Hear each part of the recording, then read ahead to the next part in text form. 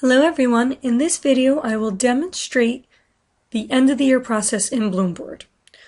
The first thing you have to do is change to an observer role, and then you can come all the way down to the list and you'll either schedule individually the teacher end of the year conference, or you can schedule for all learners if you have a lot of them, and then just deselect the ones that you're not interested in. If you do the bulk, then you're going to have to put a default date in, and then you can just actually schedule the meeting times on another calendar system. Once that is scheduled, it works pretty much so like all the other things in Bloomboard. The self-assessment piece is what the teachers complete, and you cannot see that until they share it with you. Supporting documents can be added or linked by the teacher or by yourself. The end of the year conference is the blank page, where you can type notes in, highlight, and tag them if you so choose. The teacher cannot see this until you share it. The best way to share anything in Bloomboard is to go to the gear, what's been shared, and click Share All Activities and Evidence. For the rating piece, you need to click on the end of the year tasks, which you can see on pretty much so any observer page. Here you will see all the teachers that you have been identified as their primary evaluator. If someone is missing from this list or somebody's on who does not belong, please let me know and I will immediately take care of it. As you complete your tasks, you will see check marks appear under each category. Once all the tasks are completed, you will actually see their final rating here as well. So you'll know where you are in the process. I will click on whichever teacher I'm ready to rate. I see here all 4 inputs are empty because I haven't done anything yet. As I complete each one, I'll see the score here. And again, once I'm done with all 4, I'll see the final rating over here. Teachers cannot see any of this until you click this big share button. Also notice there's a print icon up top here if you wanted to print this page for them. Once this is shared, they can see this exact same page the way you see it. They just can't edit it, and they can also print it. The 40%, comes from the snapshot. I will come here to create a new one. Now this is a sample teacher who everyone's been playing with, so there are a lot of ratings here. Chances are the only thing you'll have here is your mid-year.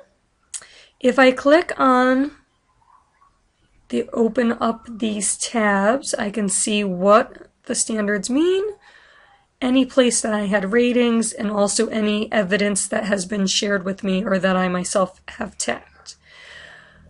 Some teachers started out with a different rubric. If you want to see their ratings, you can click change up here and change to a different rubric option, or to select which ones you need. The only rating that gets factored in is where you click on this snapshot that you will attach. So just keep that in mind. It doesn't matter where they were rated for anything else. The only place that is going to count is on this page. You have to check so you see your initials. Once I'm happy with what I've done, I click Create Snapshot. I'm going to give it a name. I have to select the CT Teachers 1415 so it attaches to this document, and then I create Snapshot. This automatically attaches it to what you're doing, and I can just come up here and click on End of the Year Tasks, back to my list, and now I can see I have a check mark here because I've completed that area. Click on Sample Teacher. I see now that the score is in my input. Again, I haven't shared yet. The surveys are easier. I click wherever they may fall. Automatically the score goes here, and the input is completed in here.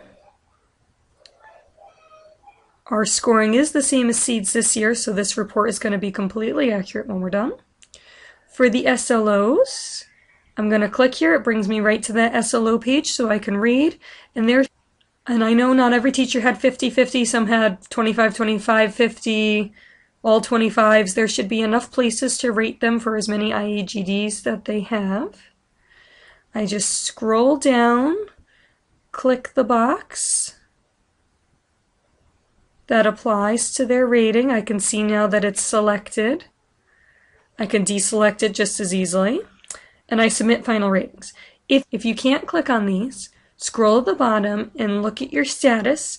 Chances are either you haven't approved them yet, the teacher hasn't submitted them, some combination of the two. Once the teacher submits them, you have to approve them, and then you can rate them.